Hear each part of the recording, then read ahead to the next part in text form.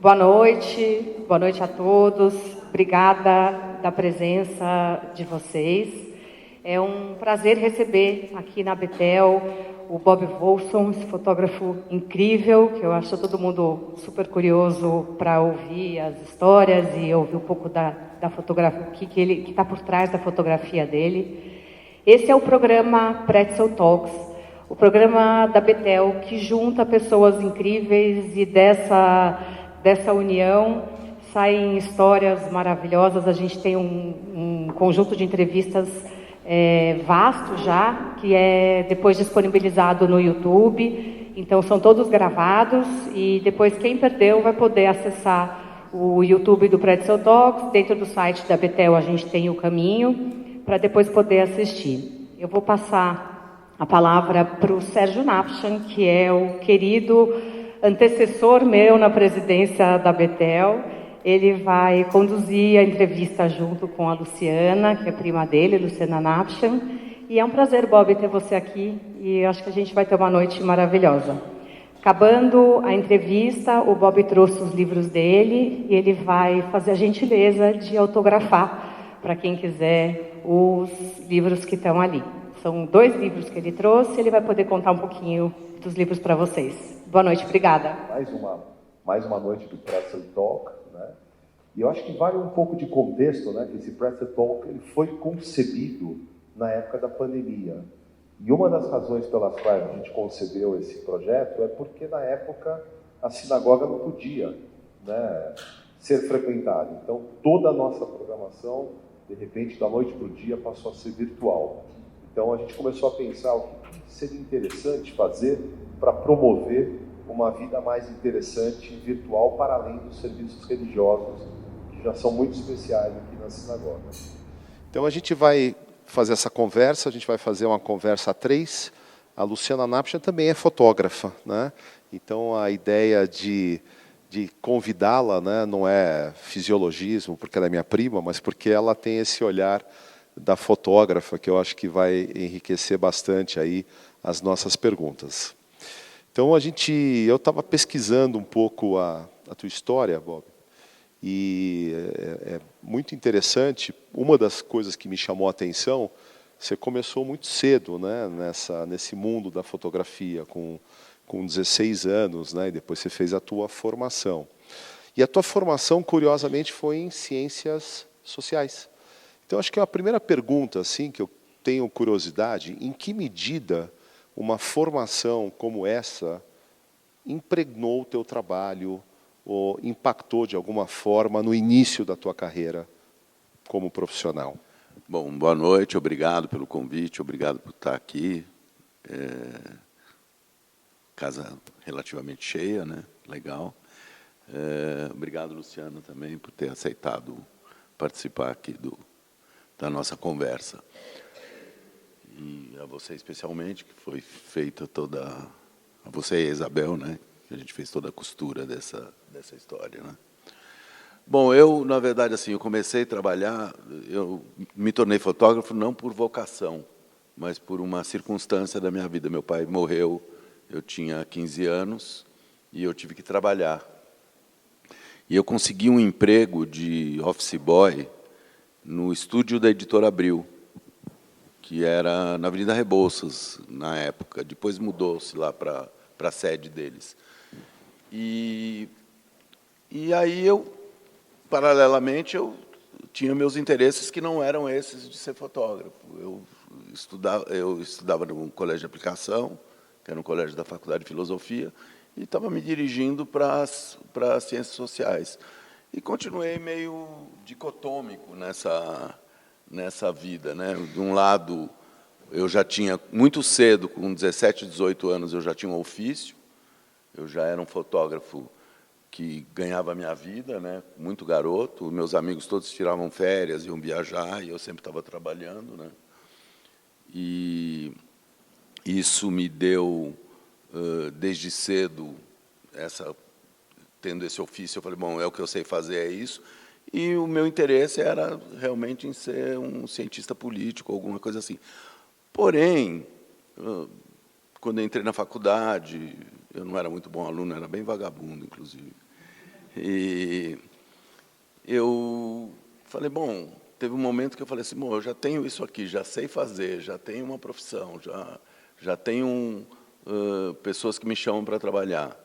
Por que não? Aí eu larguei a faculdade no meio, quer dizer, no meio não, no fim. Eu larguei no 4º ano. Falei assim, eu não vou mais fazer isso. Então, e demorei um tempo, fiquei meio patinando, porque como não foi uma vocação, não foi uma paixão, nem no meu sonho mais mirabolante de infância eu imaginei que eu me tornaria o fotógrafo que eu me tornei. Não no sentido do sucesso, também no sentido do sucesso, mas no sentido de como a fotografia se entranhou dentro de mim e eu virei assim, não saberia fazer outra coisa, não saberia me comunicar sem ser pelo fato de eu ser fotógrafo. Bacana.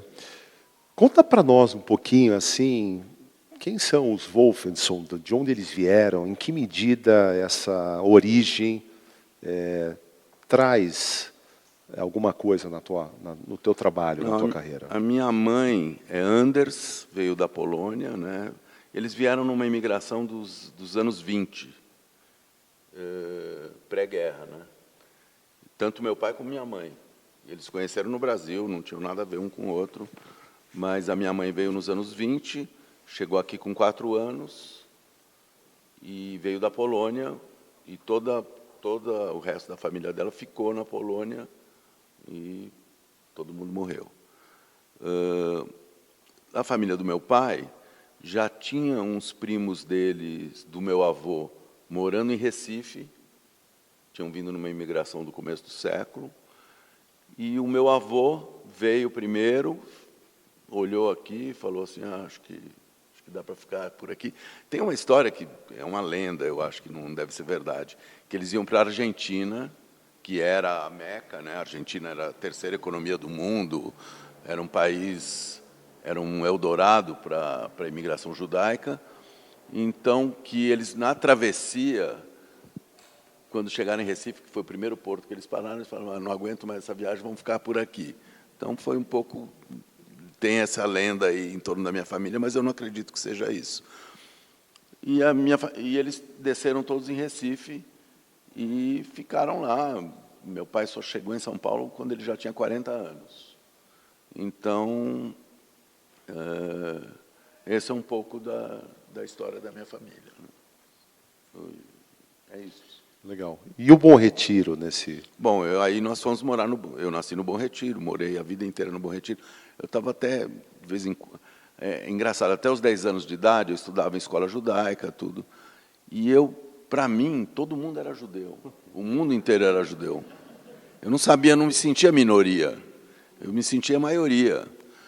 E depois eu mudei para essa escola estadual, que era esse colégio de aplicação, que era um colégio estadual, mas era um colégio que era muito difícil de entrar, então, portanto, era um colégio de elite também. Mas eu achei as pessoas com uma fala estranha, todo mundo diferente de mim. Falei, nossa, que gente estranha, diferente, não sei. Então, bom, enfim, depois me libertei desses grilhões todos e fui viver minha vida como um cidadão judeu brasileiro.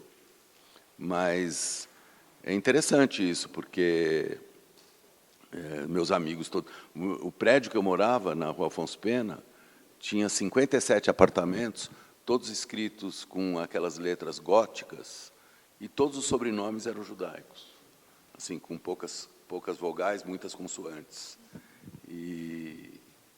Enfim, Bom Retiro foi fundação em mim, né?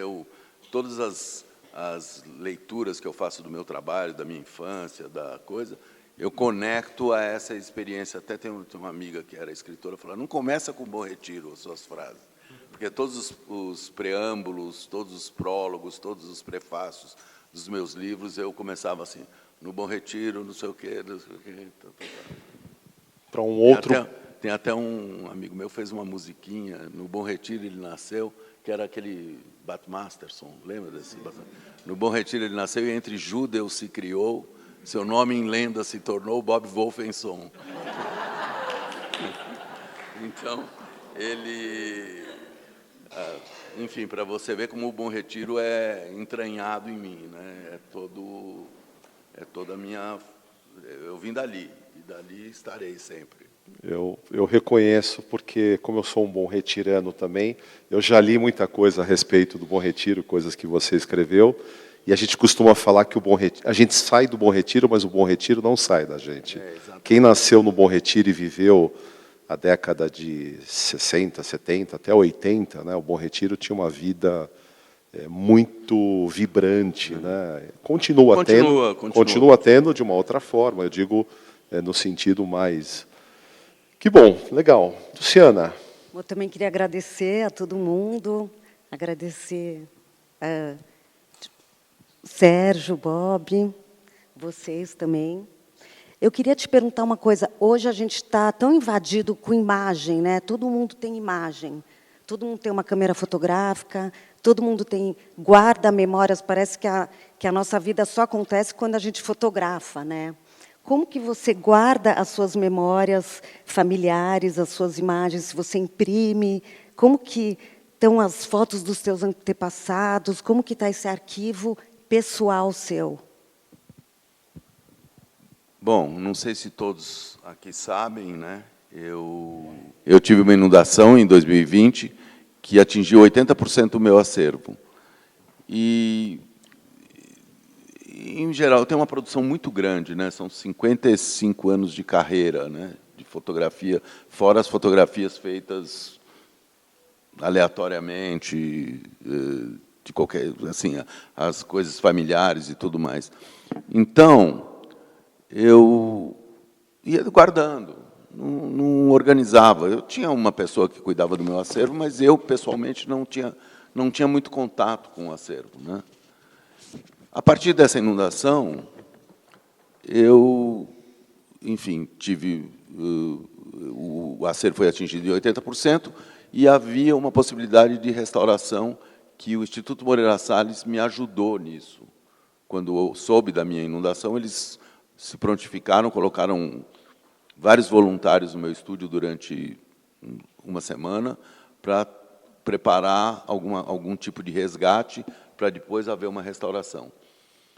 E, nesse processo de restauração, de olhar, eu comecei a reentrar em contato com o meu acervo.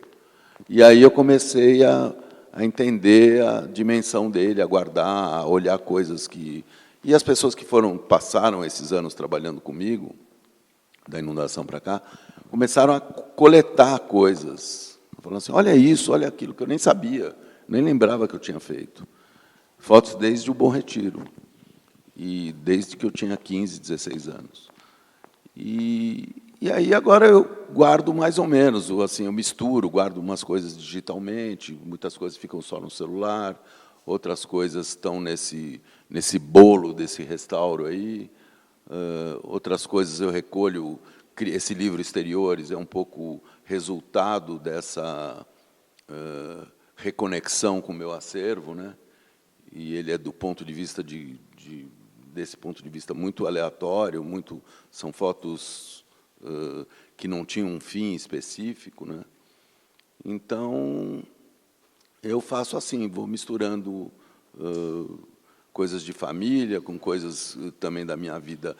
Tudo que eu faço é muito biográfico, muito autobiográfico. Então, entra sempre coisas assim das minhas vivências muito pessoais, né? Um pouco no físico, um pouco no digital. Um pouco em cada lugar. Mas não... Até nos livros também. Nos livros, mas, assim, eu poderia fazer um livro por semana, digamos, se houvesse, do ponto de vista do volume, né? Não do ponto de vista da qualidade ou do interesse, mas do ponto de vista do volume, realmente eu tenho muita coisa. E hoje o mundo está intoxicado de imagens, né? Então, discriminar, achar, assim, eu sempre digo isso, nunca houve tanto... A questão digital, por exemplo, que é uma questão que as pessoas têm muita curiosidade. Como é que todo mundo hoje fotografa, né? Então, mas como discriminar? Nunca houve tantas fotos ruins como as fotos ruins de hoje, na minha opinião. Mas também se franqueou a muita gente a possibilidade de ser fotógrafo. o que é muito bom. Então, todas as coisas são meio assim, né? Agora, tem essa história, por exemplo, de fotografar, a coisa do celular, que está todo mundo fotografando. Nem todo mundo que fotografa é fotógrafo, porque para ser fotógrafo precisam de muitas outras coisas além de fotografar. E eu acho que também, nesse tempo que temos feito tantas imagens, né, a gente está num tempo de construção e desconstrução das imagens, né? Como que a gente faz para confiar numa imagem? Essa questão da ética da fotografia. Eu acho que é tipo um atestado de antecedentes. É meio assim, entendeu? Você precisa entender quem é que está por trás daquela imagem, quem fez aquilo, quais são as intenções, qual é a história daquela pessoa, o que ela quis dizer com aquilo. Eu acho que... Eu vou contar uma história que eu sempre conto, mas que eu acho importante para públicos novos, né, que nunca me ouviram, que a minha filha se formou em fotografia no ICP, em Nova York. E eu fui na formatura dela, e o Paraninfo pergunta para a plateia toda: quem de vocês aqui fala inglês? Todo mundo levantou a mão. Quem de vocês aqui escreve inglês? Todo mundo levantou a mão. Quem de vocês é escritor? Ninguém levantou a mão. Porque é a mesma coisa com fotografia. Quem de vocês aqui fotografa? Todo mundo vai levantar a mão. Quem de vocês é fotógrafo? Pouca gente. A analogia que ele fez é de que, para você ser fotógrafo, você precisa mais ou menos das mesmas coisas que um escritor precisa. Um estilo, técnica, um pacto com a sua audiência, um pacto ritualístico com a sua feitura, com o seu fazer. Então, eu acho que é isso que vai dizer se uma fotografia é fidedigna, é crível. É quem está por trás dela. Eu acho que também a fotografia, o advento da fotografia, ela liberou um pouco as artes plásticas, né, de retratar a realidade. Uhum. Agora a gente está com a inteligência artificial, que também está libertando a fotografia de retratar a realidade, né? O que você acha que vem depois agora, assim, aquela... Eu acho que a fotografia, pelo menos a fotografia que eu faço, ela sempre foi muito ficcional. Ela foi sempre uma construção. Ela já era uma ficção, mesmo que eu usasse elementos da realidade, né? Eu trabalho muito com elementos da realidade, com, por exemplo, fotografia de moda que eu faço. Eu incluo pessoas na rua, cenas que estejam acontecendo, mas eu tenho um controle ficcional daquilo, é uma construção, entendeu? Então, eu acho que eu já estava liberado para não ser uma representação da realidade ipsis literis, entendeu? Então, já me sinto assim. A inteligência artificial, não sei o que vai acontecer ainda, porque é muito novo, mas quando teve o advento da fotografia digital, diziam que a fotografia... Digamos assim, quando houve a televisão, o rádio ia morrer. Quando houve a internet, a televisão ia morrer. Eu acho que as coisas vão se adequando. E eu não vou profetizar nada, mas assim, a minha crença é de que vai sempre ter alguma coisa que fotografe e que precisa ter alguém atrás desse aparelho, seja ele o que for. Então, eu tenho uma pergunta que me ocorre, né? Nós temos um autor assim conhecido por muitos, que é o Martin Buber. E o Martin Buber sempre fala da arte do encontro, né? Ele sempre fala da importância do encontro. Ao aprofundar na pesquisa que eu fiz do teu trabalho, sobretudo dos ensaios que você produziu, você é considerado pelas pessoas um mestre dos encontros. O que significa isso? Eu li coisas a respeito que você transforma esses encontros, esses ensaios que você fez, tão icônicos, né, na tua trajetória, num momento muito especial e muito transformador. Qual é a magia? Qual é o segredo? Qual é o... Olha, eu vou um pouco ao sabor dos acontecimentos. Eu não, assim, o que eu tenho de constante é a minha câmera, que também é inconstante, né? Eu posso mudar de câmera. A luz, que também é inconstante, que eu posso mudar de luz. Mas, assim, o pressuposto de eu ser o fotógrafo e ter um sujeito diante de mim para ser fotografado, uns ou vários, depende muito de como é a configuração de quem eu vou fotografar, é o que é constante. O resto, eu costumo dizer que o retrato é um encontro que obedece à natureza dos encontros. Ou seja, como nós aqui, eu sabia que eu vim aqui hoje falar. Esse evolver, essas perguntas, essa plateia, isso aí é só convivendo e fazendo é que eu posso obter o resultado que eu nem imagino que eu obteria. Quando eu vou fazer uma foto construída, né, um retrato, por exemplo, você me encomenda um retrato, ou uma revista me encomenda um retrato, primeiro, tem muitos campos de força que pairam sobre um set fotográfico, né, sobre o set do retrato. Muitos desejos. É a fricção desses desejos, né? Quer dizer, você, o sujeito fotografado, ele quer me utilizar por algum tipo de vaidade ou por alguma necessidade profissional. Eu quero me utilizar dele para fazer o meu, por alguma vaidade, também por alguma atividade, algum interesse profissional. O terceiro que me chamou precisa desse resultado para colocar diante de uma matéria que eles estão escrevendo ou qualquer coisa do gênero. Então, essa tensão entre todos esses desejos é que estará estampada no resultado daquilo. Agora, eu nunca sei, quando eu vou encontrar alguém que eu vá fotografar, que eu vou fazer aquela foto que foi a foto que saiu. Eu nunca imagino que aquilo vai ser. Eu tenho algumas ideias, mas elas muitas vezes desmoronam com o encontro, né? Então, eu deixo um pouco o meu método, que não é um método, digamos, que eu elaborei, mas é um método que aconteceu na minha vida. Meu método é deixar um pouco essa fluidez, esse encontro. Vamos ver o que é um estúdio. Alguém de vocês sabe qual é o pressuposto do estúdio? É controle absoluto, né? Estúdio é controle, situações controladas. Você não tem frio, não tem calor, não tem a luz é controlada, você não tem intempérie, não tem nada. Então, assim, o estúdio é controle. Eu trabalho na promoção do descontrole, dentro do estúdio, dentro do controle. Quer dizer, para que meu trabalho se realize, ele precisa ter... ele não pode ser duro, desenhado, pensado muito antes. Ele tem que ser um pouco nessa relação entre eu e o sujeito que está diante de mim. Por sinal, o último ensaio, não sei se é o último, mas o que eu vi, domingo saiu no Jornal Globo, na revista, um ensaio com a Marjorie. Este ano ficou lindíssimo. Há muito tempo que eu não comprava o Globo, e nesse domingo eu comprei. Como eu morei no Rio, de vez em quando eu tenho saudades de ler o Globo. E eu vi esse ensaio, ficou muito lindo. Parabéns. Obrigado. Então, por exemplo, esse é um exemplo.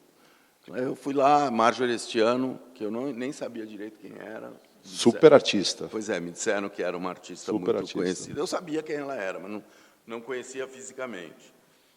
E aí, sempre tem essa tensão, tinha uma revista querendo. Hoje em dia tem muita gente no set, né?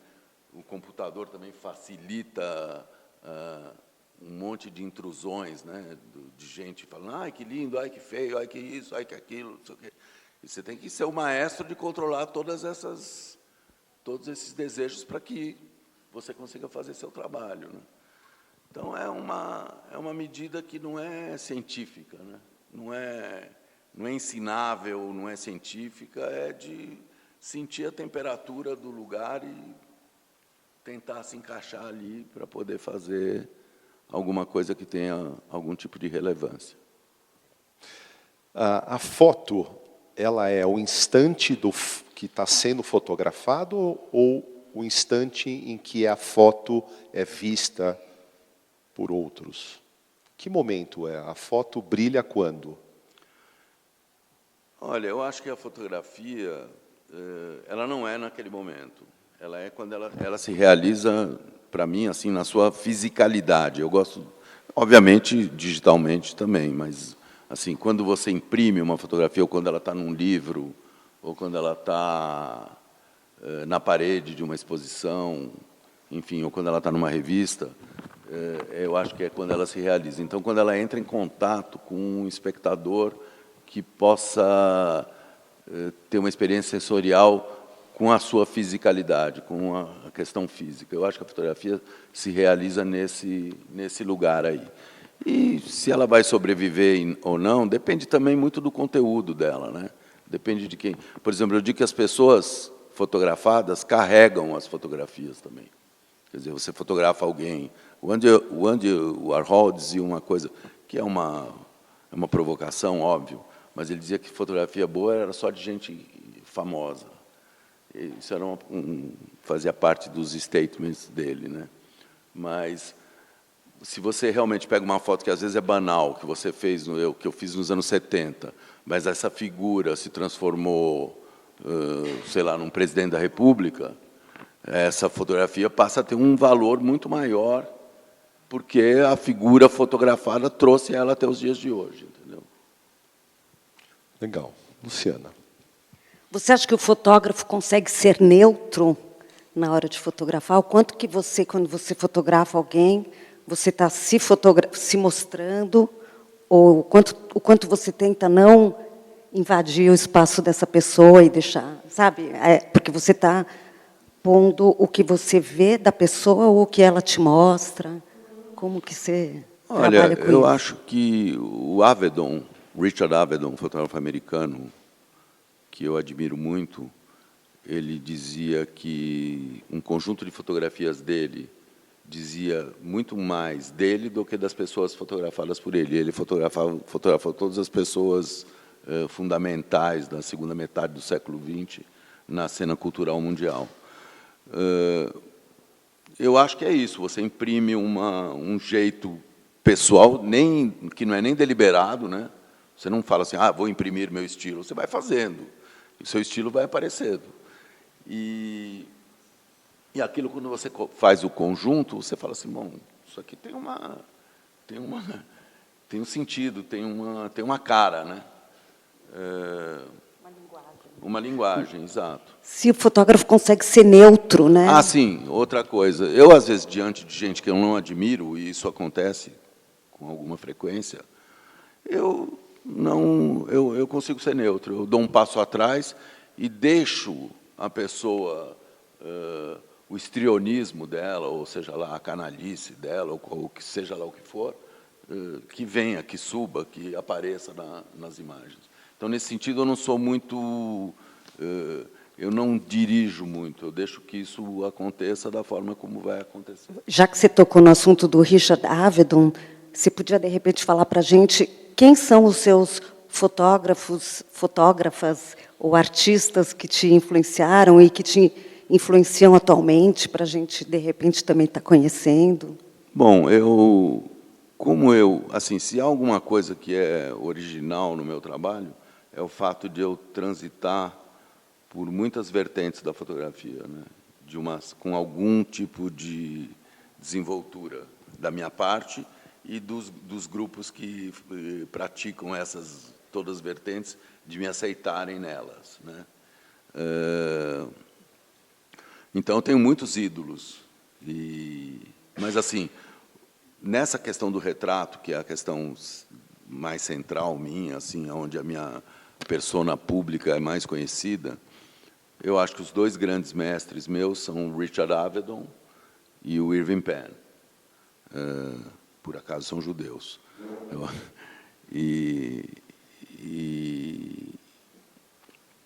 esses são os dois caras que foram uma espécie... Eles formaram uma espécie de tríade, né, junto com o Helmut Newton, nos anos... que o Helmut Newton é um pouco diferente, mas dos anos 40 até os anos 80, por aí, eles eram as referências na área de moda e de retrato para o mundo inteiro. E o Irving Penn teve uma exposição linda no Instituto Moreira Salles, né, há uns 4, 5 anos, não mais, em 2018. Enfim. E aí eu gosto de muitos fotógrafos brasileiros, gosto de muitos fotógrafos de coisas urbanas, né? Eu tenho um trabalho também influenciado pelo Bom Retiro, né? Que a janela do meu quarto tinha um poste na minha frente com um transformador. E eu via tudo. Depois, quando eu fui ficando mais esperto, eu fui elaborando as minhas fotos. Sempre tem alguém se interpondo entre eu e o sujeito ou objeto da minha foto. E eu fui entendendo que aquilo se devia também a esse olhar que passava por esse transformador, por esse poste na frente do meu quarto. E essa imagem do Bom Retiro não tem horizonte, né? Tudo meio amassado, né? Um prédio na frente do outro, parece um pouco Alemanha Oriental, né? Assim, daquele filme Adeus Lenin, né? Aqueles amassados na frente. Então, isso moldou, de uma certa forma, o meu olhar para essa urbanidade aí de São Paulo. Então, fiz um trabalho muito grande sobre fachadas, chama Antifachadas, que foi a partir dessa experiência seminal minha lá de infância, adolescência. Então, nesse sentido, o fotógrafo que me influenciou foi o Andreas Gursky, que começou primeiro a fazer esses grandes padrões de fotografia com ampliações monstruosas e tudo mais. Essa escola de Düsseldorf, que é Thomas Struth, também. Sei lá, o Sebastião Salgado, sem dúvida nenhuma, um cara que eu respeito. Maureen Basiliat, o Duran, que, de uma certa forma, era meu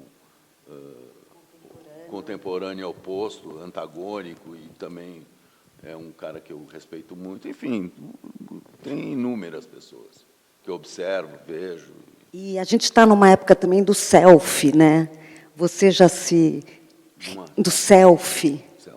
Essa coisa do autorretrato, você faz autorretrato seu? Como que essa relação eu faço com você? Não, eu faço quando alguém me pede, porque vai sair uma matéria, enfim, vai falar de algum livro meu, de uma exposição. Você pode mandar uma foto? Aí eu faço um autorretrato. Mas eu não tenho uma prática de fazer autorretratos, assim, como uma prática artística, né? Eu faço mais por encomenda do que por vontade própria. Então, eu vou entrar por um outro caminho, né? Nós estamos observando, nos tempos atuais, uma questão no mundo, né? Diante da complexidade, essa famosa guerra de narrativas, né? Onde as imagens ocupam e determinam muito na construção dessas narrativas, né? A gente está vendo nos conflitos que operam aí pelo mundo, e eu não vou especificar nenhum em particular, mas todos que nós estamos vendo, que tem uma coisa assim muito midiática, onde as imagens, as fotografias têm tido um papel muito fundamental. Como é que você vê isso? Qual é a tua leitura da utilização das fotografias, das imagens, como elemento de uma guerra poderosa, talvez até mais poderosa do que a bélica? Eu acho que sempre houve isso, né? Desde a invenção da fotografia, desde que a fotografia, enfim, virou documento, atestado de realidade, né? Então, isso sempre houve. Agora ela é menos confiável, né? Porque você pode fabricar qualquer imagem e dizer que aquilo aconteceu. Então, nesse sentido, ela está servindo as narrativas de uma forma um pouco traiçoeira, né? Como atestado de realidade, de fidedignidade, né?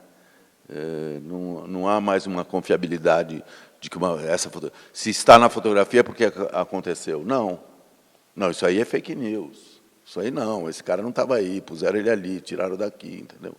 Então, eu acho que a fotografia antes era, até a chegada tanto do Photoshop quanto da inteligência artificial, então nem se fala, ela era um atestado de que, tanto que os fotógrafos de guerra eram personagens. Não, até hoje são, mas mesmo assim havia uma burla, né? Tem uma história, tem essas lendas de fotojornalistas do Rio ou de São Paulo, enfim, tem uma história de uma enchente que teve no Rio e que tinha um ônibus tombado e tinha um cadáver, porque teve enchente, tinha um ônibus tombado e tinha um cadáver boiando do lado desse ônibus. Aí um fotojornalista, que era um cara famoso do Rio, puxou o cadáver para dentro do ônibus para fazer uma foto mais relevante, mais impactante. Então, isso, assim, antes o jeito de burlar era físico, manual, você vinha, pegava a pessoa, botava ali. Hoje, com 2 cliques, você cria uma imagem inteira. Então, a fotografia, como a televisão, como o vídeo, como os discursos, como a internet, está servindo nessa guerra de narrativas de uma forma perigosa. Como que você também foi influenciado pelas artes que não são fotográficas, né? De repente, uma pintura. Sim. O que te... Me conta um pouquinho para a gente. Eu acho que eu sou influenciado por tudo, pelo meu entorno, pelas minhas conversas, pelo bairro que eu nasci, pelo meu repertório, pelos filmes que eu vi, pelos livros que eu li, pelas exposições que eu vi, pelos artistas que eu conheci, pelas músicas. Eu acho que tudo é isso. Quando você está criando, você deve saber muito bem disso, óbvio, lógico, você convoca todas essas influências, não de uma forma deliberada também, né? Elas vêm, independente da sua vontade ou não, e aparecem aparecem na sua escolha, na forma quando você levanta a câmera, a seleção que você faz do que você está vendo já é a sua história, já é o seu repertório, já é o seu olhar. E o seu olhar é moldado por toda essa existência, por tudo que você viu, leu, assistiu, ouviu, enfim. Então, nesse sentido, você podia contar para a gente esse trabalho que você esse último trabalho que você fez, os exteriores, né, que resultou no livro, que está tendo uma exposição na Unibis Cultural, e que eu recomendo, quem não foi, que vá, e deve estar acabando. Não, foi prolongado. Foi prorrogado? Devido ao grande sucesso. Então, não tem outra exposição para pôr, eu estou brincando. Na Unibis Cultural, para quem não conhece, fica lá na Oscar Freire, está tendo uma exposição do trabalho do Bob, bem bacana. Eu tive na noite de abertura lá. Então, conta para a gente desse trabalho. Esse livro, um pouco eu falei aqui no começo, né? Esse livro ele só pôde acontecer... Quando aconteceu a inundação, eu imediatamente fiz um trabalho chamado Subemerso, que eram com as fotos recolhidas na enchente e colocadas na parede da forma como foram encontradas. Então, a submersão e depois a imersão. E eu fiz uma exposição e estou elaborando um livro que vai sair o ano que vem, pela editora do Senac. E com as fotos dilaceradas, todas. E, como eu disse, a partir disso, eu comecei a entrar em contato com o meu acervo. E, quando a Unibis me convidou para fazer uma exposição, eu tinha esse nome, Exteriores, porque eu tinha já pensado nessas vários gêneros da fotografia que eu frequento, digamos assim, que eu pratico. Um deles é o fato de estar sempre com a câmera na mão e fotografando tudo que eu vejo, um pouco aleatoriamente, um pouco como um caderno de notas, né, como observação, às vezes como busca de locações, né, porque eu tenho um trabalho comercial e preciso, enfim, buscar locações para fazer tal foto, para fazer aquilo outro. Então, às vezes, eu ia com a câmera, às vezes com o celular, hoje em dia um pouco com o celular, mas sempre eu andei com algum objeto que fotografava à mão. O Exteriores não é sobre viagens, não é sobre... Tem muitas coisas feitas fora do Brasil e muitas coisas feitas no Brasil. é sobre essa flânerie, esse flanar, e é um pouco uma afirmação de que qualquer coisa é digna de ser fotografada, né? Qualquer coisa pode ser fotografada e se tornar um objeto de fruição, digamos assim, né? Um espectador pode fruir daquela imagem. E eu acho que o Exteriores é a celebração disso, né? Depois de 55 anos de carreira, um monte de coisas fotografadas por aí, eu juntei isso, consegui dar um nexo, né? A Ana Toneser, que foi a co-curadora comigo dessa exposição, trabalhava comigo, e ela que botou o olho nessas fotos e falou assim: olha isso que interessante, olha isso que você fez. Eu, primeiro, nem sabia que eu tinha feito, não lembrava, e não achava interessante. E ela que me fez olhar isso de uma forma diferente. Ela é uma menina muito jovem, muito nova, e que olhou para o meu trabalho e falou assim: olha que coisa, assim, sem nenhum tipo de, digamos assim, contaminação, né, da minha carreira sobre esse trabalho. Obviamente tem, né, tem fotos muito elaboradas, enfim, mas a maior parte delas é quase que um levantamento de câmera aleatório e fotografar o que eu estava vendo. Sim, assim, perguntas nós não vamos conseguir fazer agora, porque acho que a gente quer aproveitar esse momento também para promover o livro, os autógrafos, mas eu vou passar aqui para a presidente, mas acho que nós temos muito que agradecer a você, né, pela gostosa conversa, agradável conversa que tivemos aqui. E venha conhecer o nosso serviço aqui da sinagoga, que é muito legal aqui. De sexta-feira à noite é um Kabbalat Shabbat lindo. Obrigada, Sérgio, pela publi. Bob, muito obrigada. Desculpa, pessoal, da gente não abrir para perguntas, mas aqui acho que a gente vai ter o privilégio de ter o Bob assinando o livro. Trouxe 2 livros, né, Bob? Eu trouxe esse Exteriores e trouxe um livro chamado Livro Falado, que é editado pela Fundação Olga Koss. Não sei se vocês conhecem, o Wolf Koss. Ele tem um trabalho muito bonito com crianças deficientes, e ele edita livros. E eu fiz um livro chamado Livro Falado, que é um livro sobre histórias um pouco essa palestra aqui. É um livro sobre, eu vou contando as histórias dos encontros, com as fotografias do lado, né? O que aconteceu nas sessões, alguns comentários, enfim. É um livro gostoso. Não é tão bonito, mas é gostoso. Obrigada. É um privilégio da gente ter tido você aqui.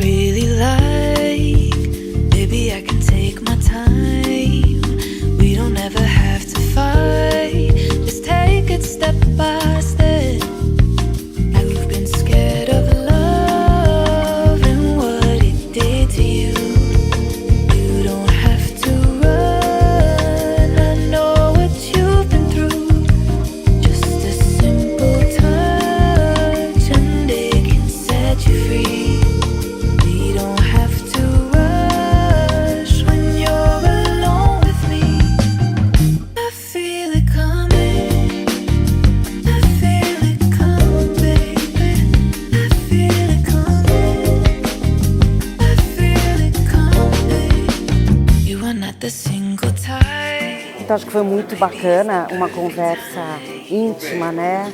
Eu acho que aqui na sinagoga, muito legal.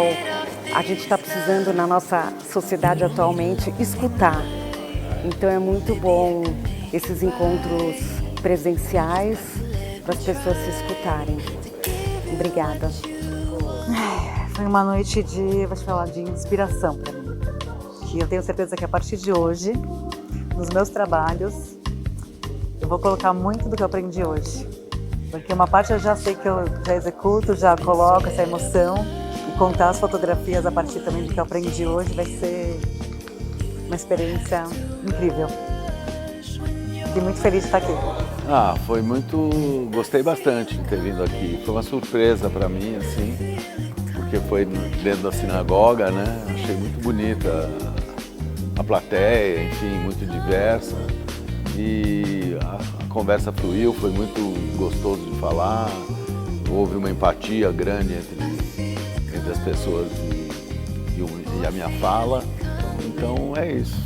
Foi muito... Quero voltar.